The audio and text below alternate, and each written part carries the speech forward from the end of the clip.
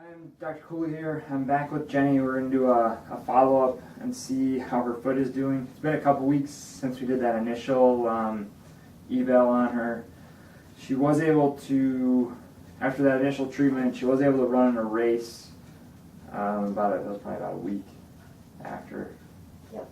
About a week later, she did pretty well. Her foot's been doing pretty well overall. She just did a workout this morning where she ran 9 miles at a pretty good pace, and we're going to check things out again on her and see if there's anything we need to do to kind of prevent this injury from recurring. So it's nice to actually check someone out after they've worked out, because it will pull out weaknesses or pull things out of her nervous system that we might miss if we didn't check her out prior to her working out.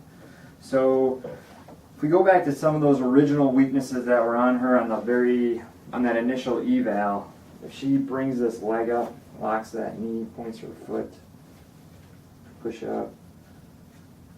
If I do that one more time, push up. Yeah. So there's still a weakness there. If she goes on her stomach, bend this knee, point your toe,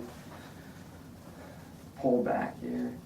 That muscle's still good. If she locks her knee, brings this up, hold right there, push up. That muscle's still, this muscle test is still good. If I make this muscle test a little bit harder by pushing from her toes, push up, that shuts her down, okay? So that's going to be the big weakness. That one and that one where she's on her back, those are going to be the two big ones we're going to try to fix today. All right, you can go on your back there.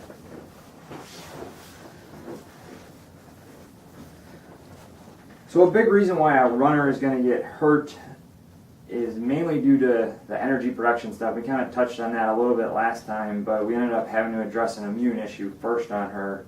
But today we might end up looking more at the energy production side of things. But let's just see the first thing we got to do to treat her, to turn this muscle on. Go back. So this muscle's strong, and I already did a little assessment on her before, but when I did this with her foot, go back, that was okay. Back, all right, let it go. So this can create a weakness on her if I just kind of like challenge her toes a certain way. Go back. Back. All right. Look down to the right. Back.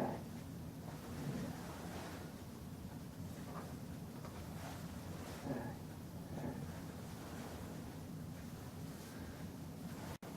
Back. You can look straight.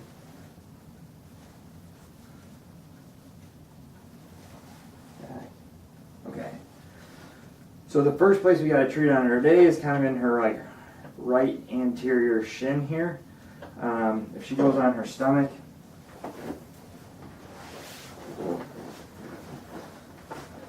bend your knees again. All right. So she can get that right heel back to her butt right now. The left one, it's not bad. It is a little bit tighter than the right. If I rub right over that shin, bend those knees again. Okay, now that left heel will go all the way. That evens her out. All right. The other thing is lock this knee, bring this leg up, point her foot, pull up. All right. So we have this weakness here, and if I rub in the front of her shin here, bring this up, hold it there, push up. That turns that muscle on, okay?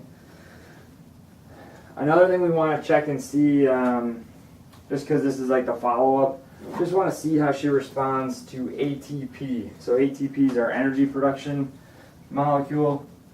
I place that here. Bring this leg up, lock that knee, point your foot, pull up. That turns that muscle on too. So that kind of tells me I need to we're more than likely going to be looking at some energy production things. So we're going to be looking at some Krebs cycle stuff on her. After treating the right shin, we also needed to apply manual therapy to a few different areas. After applying the therapy to these different areas, we actually reached a point in the treatment where it was a good place to start assessing her energy production. This energy production problem probably would have been missed if it wasn't evaluated following her hard workout this morning. This was a good example of how you need to stress the patient to see if they start to break down. Back to the next issue on Jen. Had to treat a few injuries on her, and it actually did come down to an energy production issue. Where she's getting hung up on Krebs cycle is basically getting into Krebs cycle. And in her case, she is showing like a need for B1 or a thiamine deficiency. She brings this leg up, locks that knee, hold that there, push up. All right, so we got that weakness there.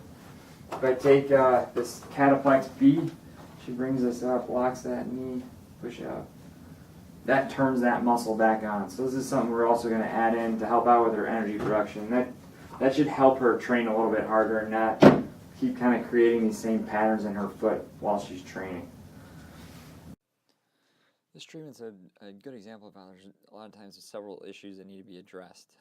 In this case, we had to apply manual therapy to a bunch of different injured areas, and we needed to assess her inflammation. In order to bring her immune system back in balance, she required manganese, Mirinda Supreme, and curcumin. Lastly, in order to make sure that she can hold up to her exercise regimen, we needed to see what happens when she does exercise. And when we did that, we found that she needed a B complex to help bring her back in balance when she really stressed her body. If this type of treatment is something that has interest you, feel free to contact my office at 716-253-6548, extension 210.